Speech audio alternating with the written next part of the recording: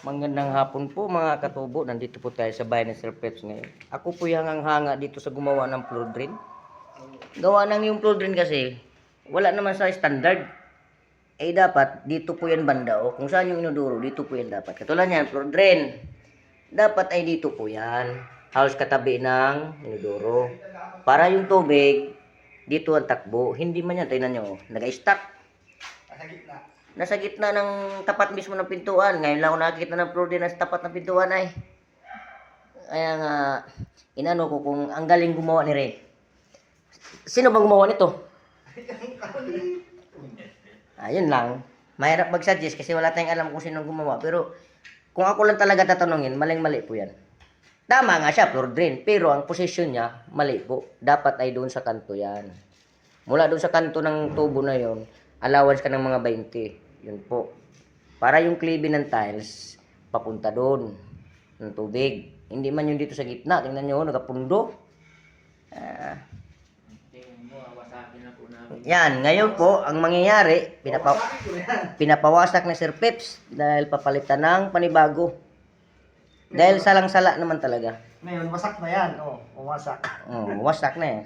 Oh. Yan, mawasakin na yan. Wasak Hinasa na ni paring Carlo yung ano, Wasak talaga yan. yung pang-tik-tik. Namumblima nga dito si paring Usting ko ano, anong gagawin yan eh. So babanatan ko na yung inodoro. Okay, tirahin na. Tirahin pa nila yan. Bilis yung magkabit ah. Ito naman. Kahapon ba ako pumunta dito? Oo. Bilis lang ay. Ano mo naman? Ganda no? Ayan, ayos yung rated ng ano, tiles. Yan ang quality na pagkagawa. Marami na akong mga tile sitter na nakikita na minsan wala rin sa quality control. Yan, nakikita ko yan. Nasa tamang quality control po yan. Wala kang makikita ano yan, oh. Oh, 0-0. Yan po yan. Yan po ako hanga sa mga tile sitter. Pero dito ay hindi man ako humanga dyan. Yun po yung laging problema ni Sir Peps. Lalo doon sa kabilang sa kwarto nila. Yan po mga katubo, hanggang dito lang po. Mag-suggest na lang kayo kung tama ba o mali. Yan, binakbak na ni paring Usting. Saka ni paring Carlo yung tiles. Papalitan ng panibago. Tapos yung tatanggalin ko naman yun ng inodoro.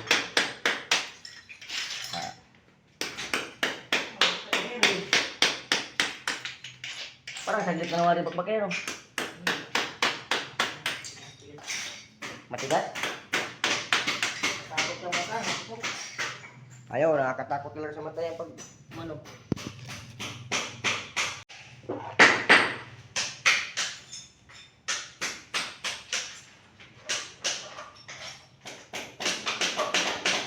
Naludo ako sa iyo, tol. Pati mga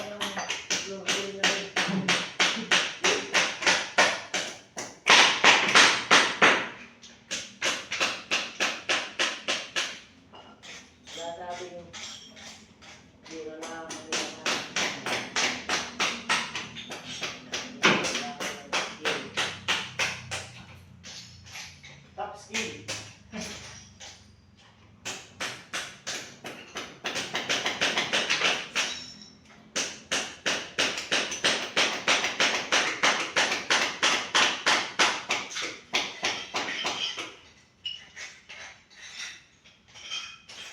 Mahirap bakbak yung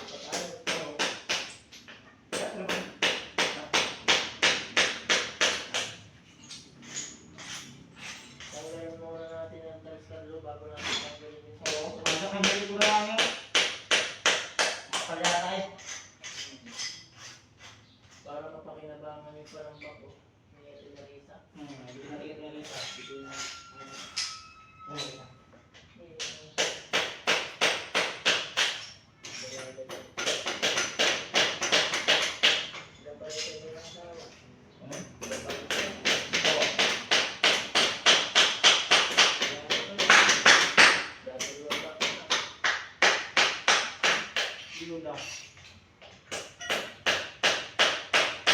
Patay ang asawa. Ha?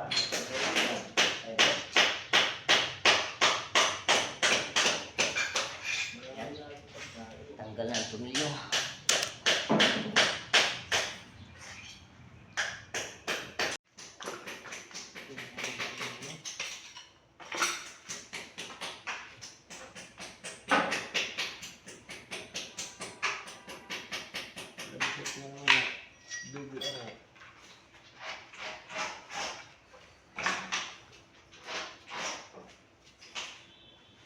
Nadali ko ngayon baril ko.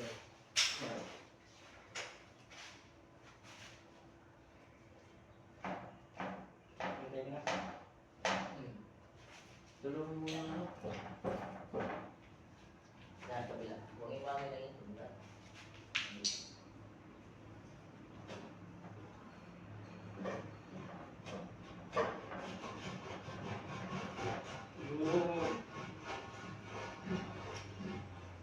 May nakasaksak pa mga.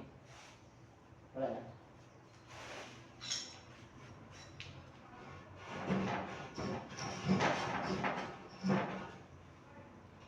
Push. Plus, tanggal na. Tanggal na. Yun.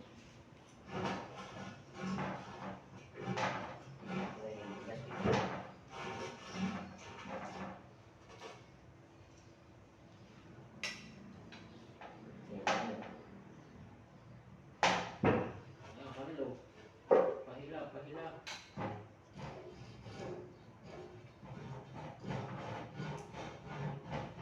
Oo, mabagsak yan.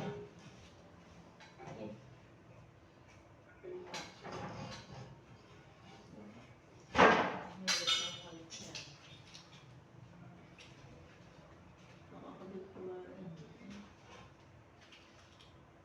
Yan.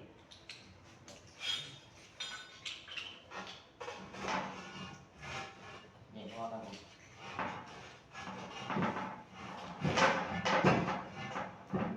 Yan.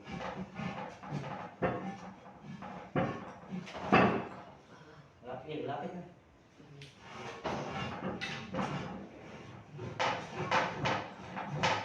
Angat, angat, angat. Okay, Ay, lang na. Hindi mo kaya yan. Bumigay ka rin.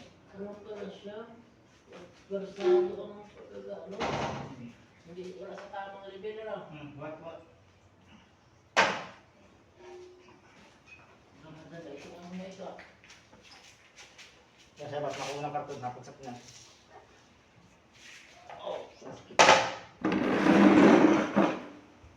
wala na, matanda na si Katubo. Uy, paano nakakit yung palaga yan? Ayun o. Ito na. Ayun o. Oh, pis-pis. Oh. Agimat yan. Galing yan dito. Ha? Ano? Liman pa, hindi. Wala ka? Shower yun.